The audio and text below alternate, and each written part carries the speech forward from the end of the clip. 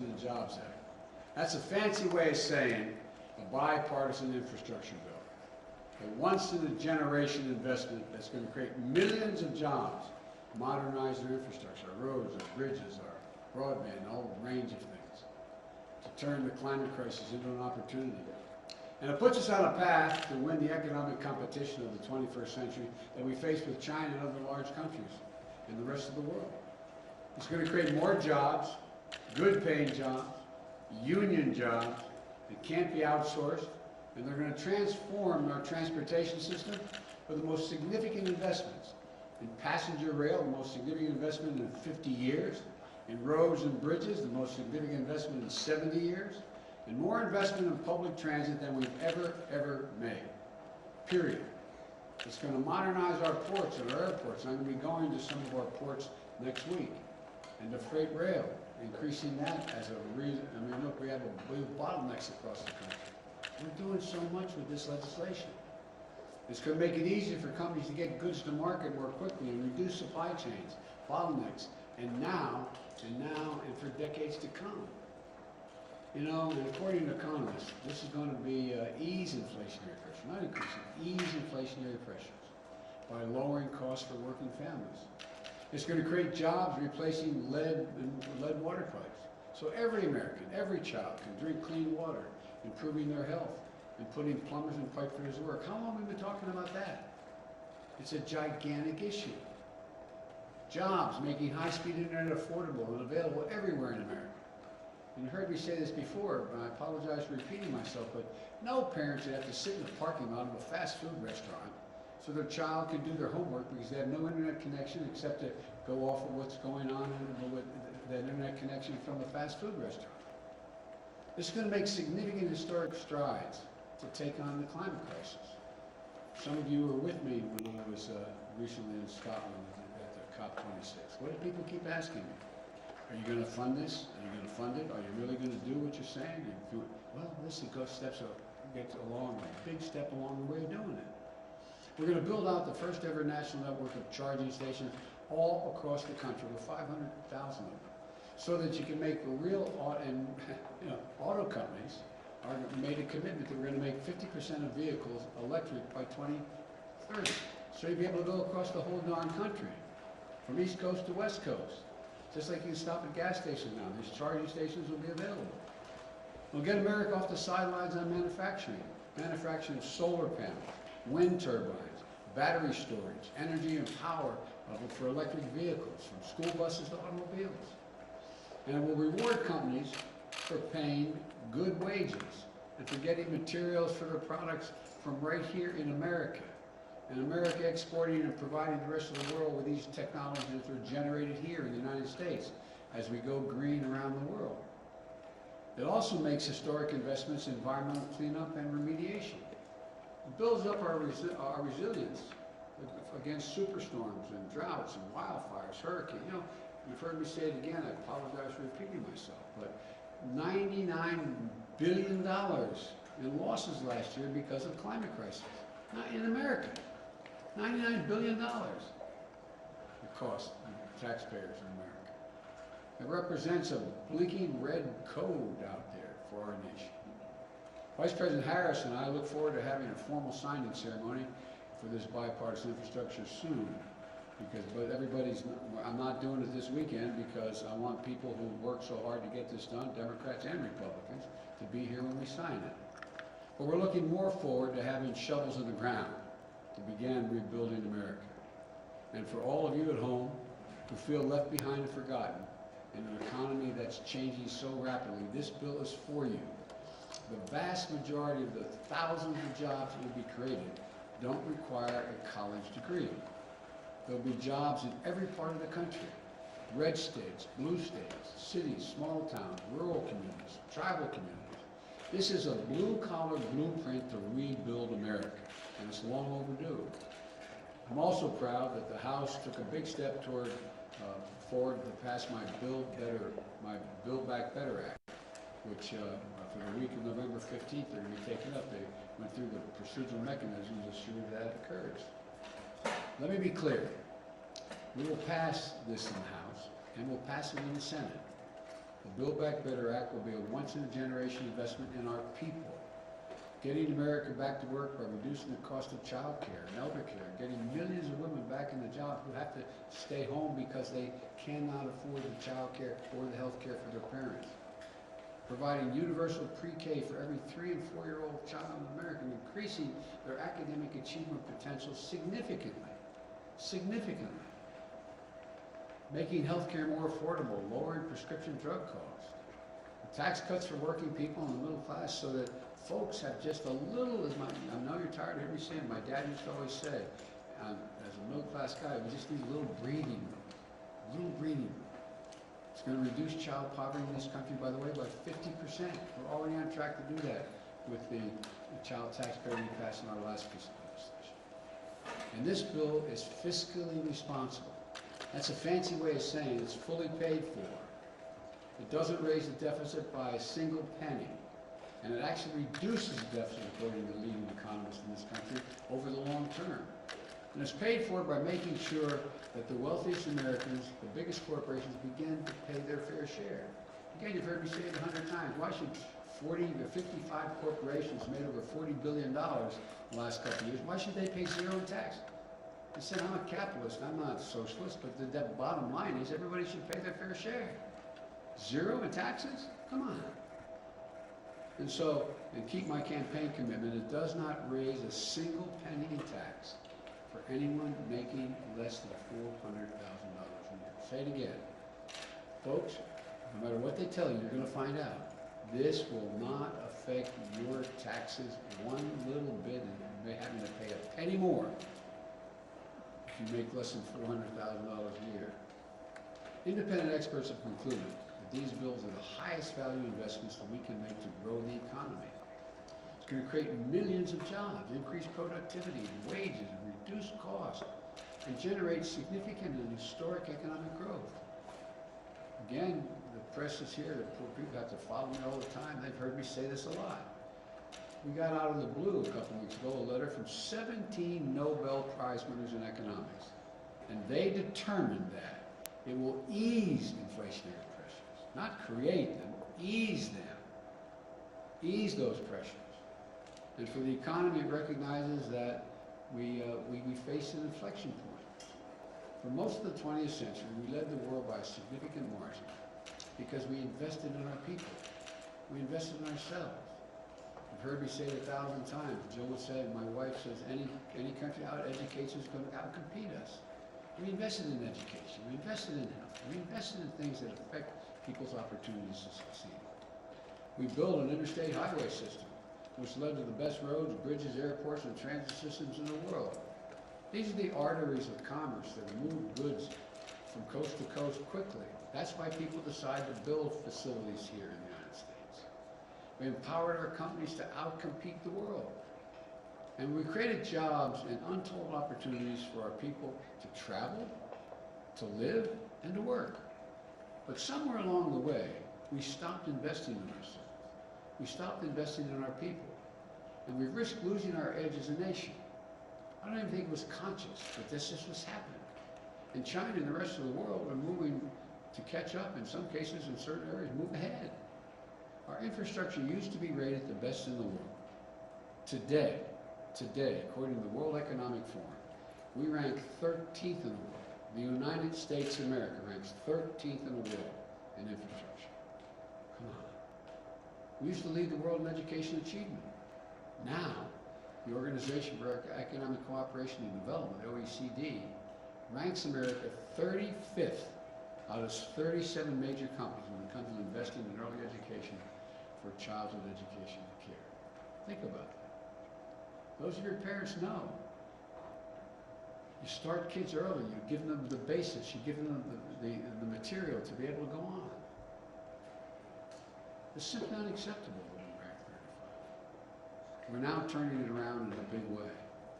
Any single element of this plan would be a fundamental change in America. But taken together, they're truly consequential. Again, I will have more to say about this soon, but when we have the bill signing, I'll be able to thank everyone in the Senate and the House for their leadership. I hesitate to start now, I'll leave somebody out, and I want to make sure everyone who is a part of this gets credit for it. For now, I want to quickly thank members of the House who worked so hard to get some of this done. Speaker Pelosi, Steny Hoyer, Jim Clyburn, progressive leaders, moderate leaders, Democrats, Republicans. They in fact worked together. It was like, as I saw, someone told me, my staff this morning, that on one of the programs this morning, they said, well, we finally, the sausage is made. Well, it is a process. You all know it. You're all pros. You cover it. The American people have made clear one overwhelming thing, and I really mean it. All the talk about the elections and what do they mean, and they want us to deliver. They want us to deliver. Democrats, they want us to deliver. Last night, we proved we can. On one big item, we delivered. I want to close with this.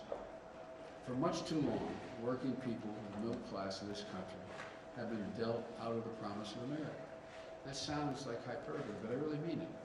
Some of you may remember when I ran, I was legitimately, it was appropriate to be criticized. I'm not complaining about being criticized, but when I said I was running for 3 reasons. I wanted to restore the soul of America, bring back some decency and honor in the way in which we dealt with one another. The second reason was to rebuild the backbone of the country, the middle class.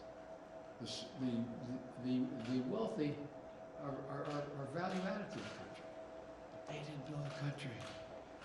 Hard-working middle-class folks are the ones that built this country. They're the ones that built the middle class. They're the ones that built the backbone of the country.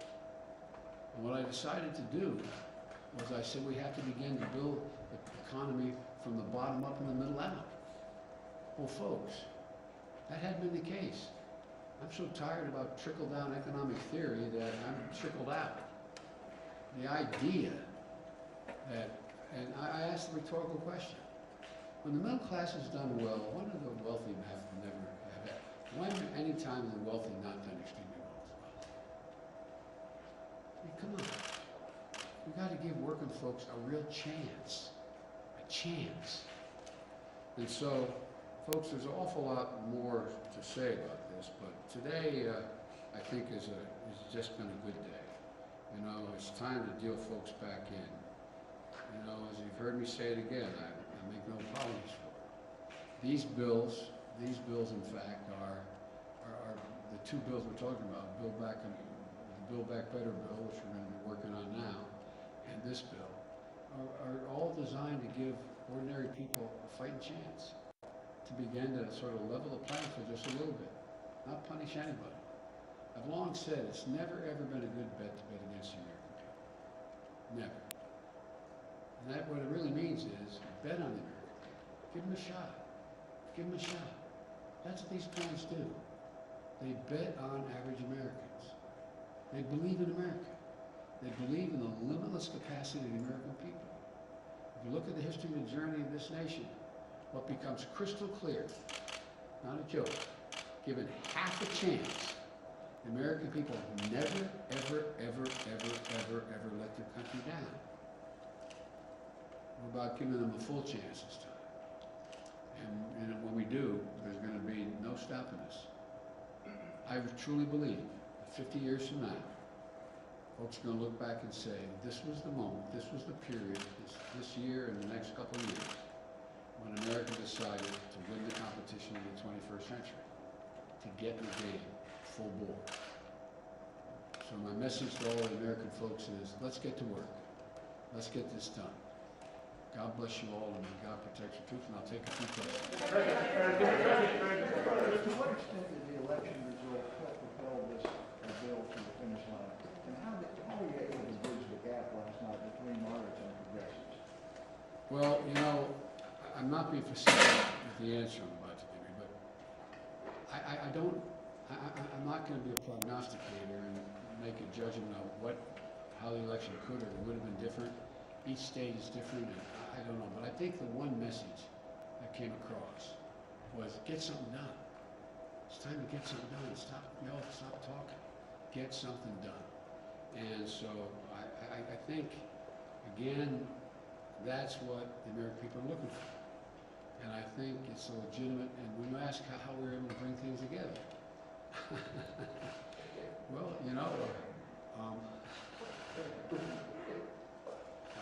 Look, all kidding aside, I believe everybody in the process is entitled to be treated with respect. And I've been doing this kind of thing, doesn't mean it's not all me, but I've been doing this thing my whole life. I've been able in the Senate to put things together when people say they couldn't be put together, just by making the overwhelming point that you can't have all you want. It's a process. There's no one piece of legislation that's going to solve everybody's problems. So I spent a lot of time, as you probably heard, with a lot of people, both political parties and within my party, saying, look, if we move on what's here in this bill, that is the infrastructure bill, it is a game changer in a half a dozen ways. The fact that it has too much of what you don't want and more than you, and not enough of what you don't want, just let's be reasonable. Let's take a look at this. Let's do what we all agree at a minimum is in the interest of the American people. And if you want to add more, we can fight about it later. If you want to subtract something. I've never voted for a major piece of legislation, an omnibus bill, that I was for every piece of it. People say, well, how do I explain this? I said, well, you explain to the American, your constituency, and I'm not telling you how to do it, but you go home and say, this is what it did. It had one piece in here, there's not enough money for this, or there's too much money for that, but overall, this has been a gigantic benefit to my congressional district. And so I spent a lot of time taking questions from both, and by the way, everybody at the end of the day, I have to admit, dealt with me fairly. I mean, they were, and part of the process, and it's probably more than you need to know, but part of the process is getting to know all the people personally again. I've been out of government for 4 years. I used to do this every day.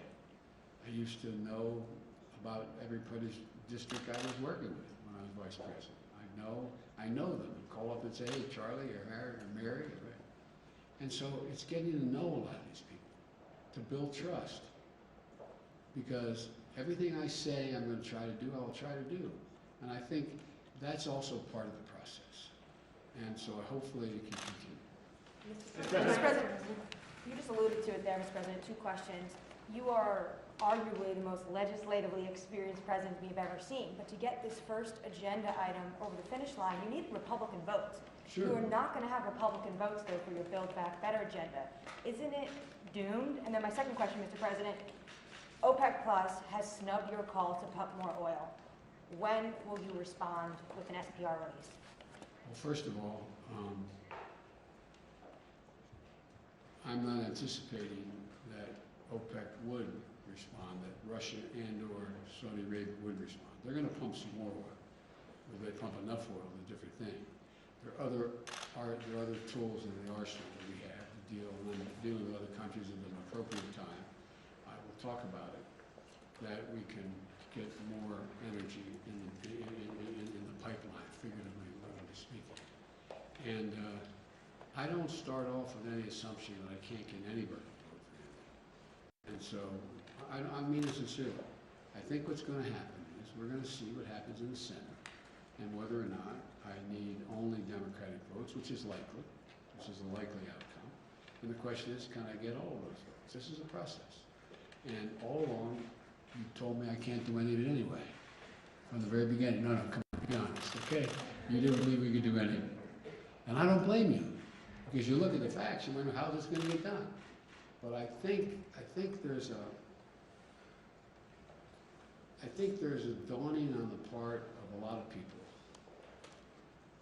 whole elective office, that if you get some of this done, things are better for them as well as everybody else.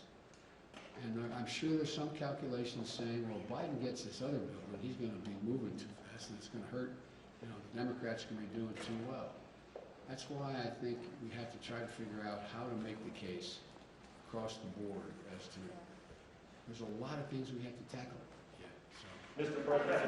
Mr. President, have you gotten assurances from moderate Democrats in the House and Senate that they are going to vote for your Build Back Better plan now that what they really wanted, the infrastructure bill, has passed? You know, I'm not going to answer that question for you because I'm not going to get into who made what commitments to me. I don't negotiate in public, but I feel confident. I feel confident that we will have enough votes to pass the bill back better. What gives Mr. you that President. confidence? What gives you that confidence? Me. Mr. President, you were forced to scrub paid family leave from your framework a couple of weeks ago. I'm sorry? You were forced to pull paid family leave from the framework you released a couple of weeks ago. The House is putting it back in. Can you keep it in this bill when it makes its way to the Senate? Time will tell.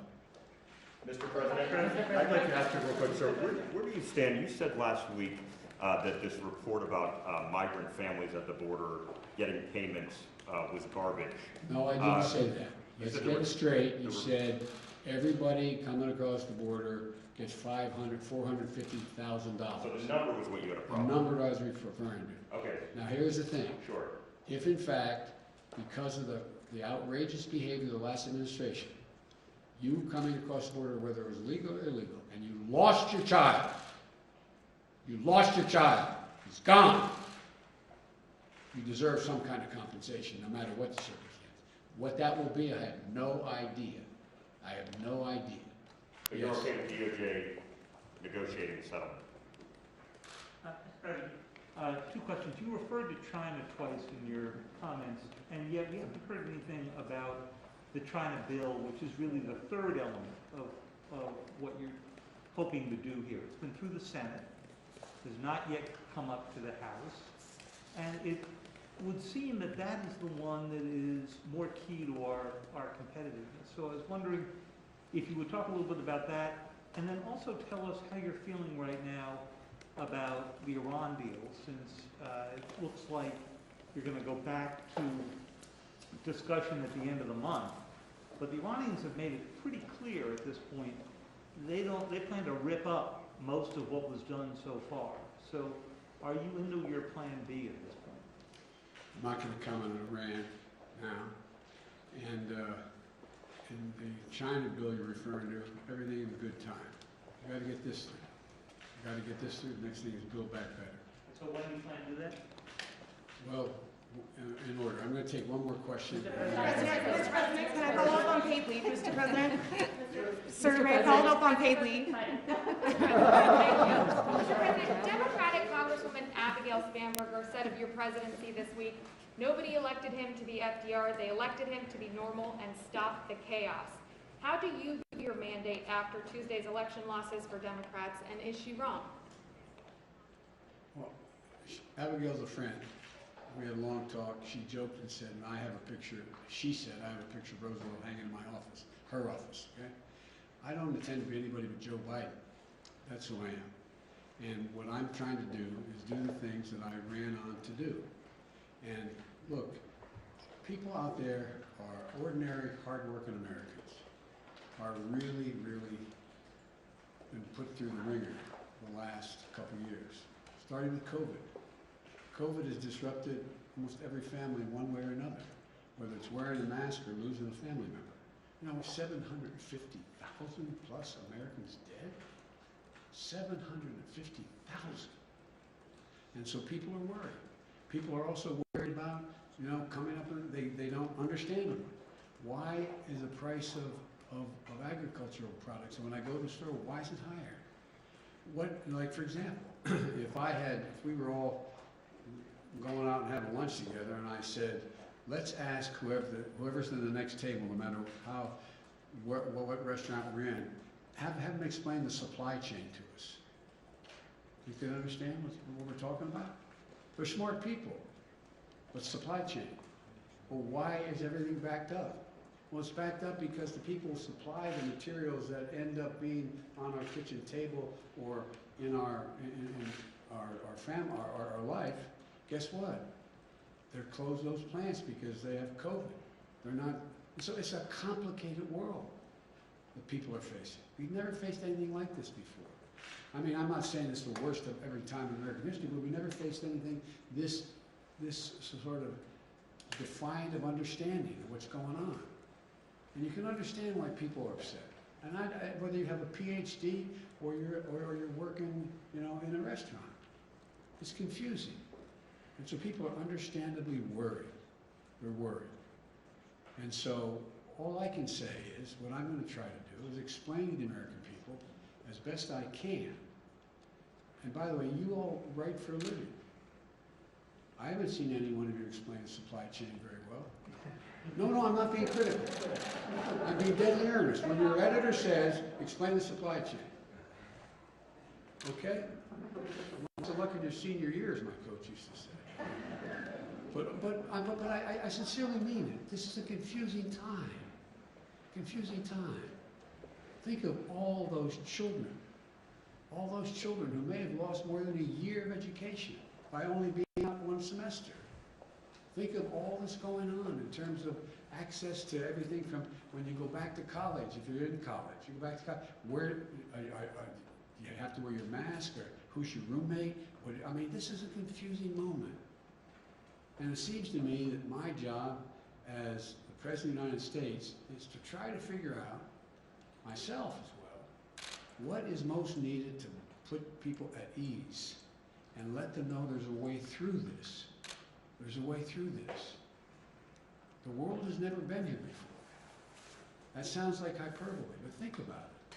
Think about it. This truly is one of those inflection points in history. All the pieces of the board are moving, both in terms of the relationships among and between nations, as well as the pieces of what employment future people have. How do we do this? And so this is a confusing time, but I promise the American people, I have one focus. How do we give you some breathing room? How do we get you to the point where we take pressure off you so you can begin to get back to the degree of normality and we move to a different place? And this time when we move, by the way, everybody internationally uses Build Back Better now. When I used the phrase initially, people looked at me like, Build Back Better. Well, what it means, we're the only country in the world gone through a crisis, that goes through a crisis and come out better than we were before the crisis occurred. That's building back better than it was before. So this is a process. And I just, we're going to see. Take it every day, every moment, one moment at a time. I'm going to get in real trouble. This is the last question I'm taking. You can decide who I'm pointing to. Sir, when do Americans expect to see the impact of the infrastructure bill? And when do you think the Build Back Better bill will be passed? By Thanksgiving, Christmas? I don't want to make your job easier. I don't want to give it, I know the answer exactly when it's going to be passed. And I know exactly how it's going to. When can Americans see the impact of this bill? So when Well, they'll see the effects of the bill, this bill, probably starting within the next 2 to 3 months, as we get things, shovels in ground and the ground, and people being told they're going to be working and following things, and things are going to move. It is a bill that's paid out over a number of years. And so, but the biggest thing it does is give people you're going to have people going, oh, okay, well, I guess I'm going to be able to keep my job, or I'm going to be able to get a job doing that, or I'm moving. So I can't tell you that any of that with precision. If anybody can, then they ought to go into fortune telling. But it's going to be a provision, a bill that is going to have a profound impact over time. It's a little like, and I'll end with this, a little like when we first came to office. And a lot of this has to do with this lady right here, the vice president. It's not all me. I used to stand there and have to listen to the president. She's got to stand there and listen to the president, but she deserves an enormous amount of the credit. But here's the deal. When we came to office, we were told virtually by everybody, you can't get this economy moving. Remember when they told me there's no way I could get, 2 million shots a day into people's arms in the beginning. There's no way I get 200 million, so no way I could get the vaccine. There's no way. It's understandable. I'm not criticizing people who said that, because these things have never been done before. It's never happened before. And so we got to work. I agree, I am a congenital optimist.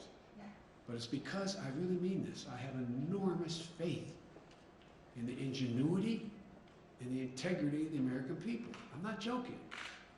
I have enormous faith in them because I'm convinced we're the most unique country in the world. Not because we're all so smart and the rest, but because we're the only country that's organized based on an idea. We really mean it. We haven't lived up to it, but we hold these truths to be self-evident. All men and women are created equal. Basically, give everybody a shot. And I really have faith in the American people. I know we're divided. I know how mean it can get. And I know there are extremes on both ends that make it more difficult than it's been a long, long time.